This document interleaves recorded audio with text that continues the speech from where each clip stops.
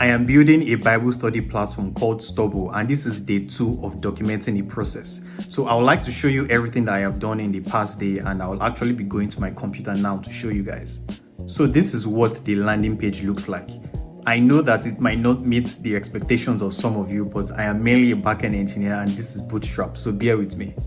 So this is what the landing page looks like, and this is the hero section.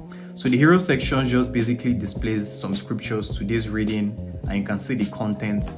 Then there's 2 buttons here, join waitlist and watch demo. So the watch demo button basically just takes you to the page, the YouTube video that I made where I was talking about the platform and how it works.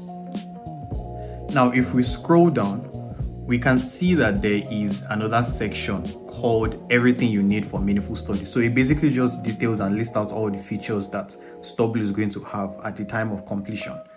And if I scroll down past that, there is a section that says start your journey in 3 simple steps. So it's like a call to action. It just shows you the steps that you need to take. Create your account, choose a version, study and save.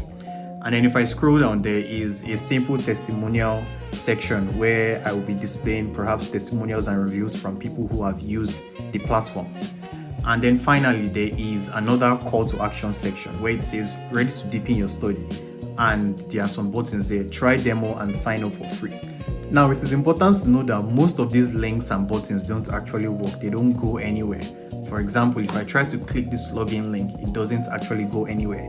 But as I build on top of this, it is going to get significantly better. So if you would like to get notified about changes, features, or even updates that will be made, I would like you to join the waitlist. So the first step you need to take is head to stubble.site. Once you get there, click join waitlist. So once you click join waitlist, you're going to be taken to the page where you can actually enter your email. So once you get there, all you have to do is just simply enter your email. And once you click join, your email is going to be saved and you get notified on updates and changes that are going to come in future.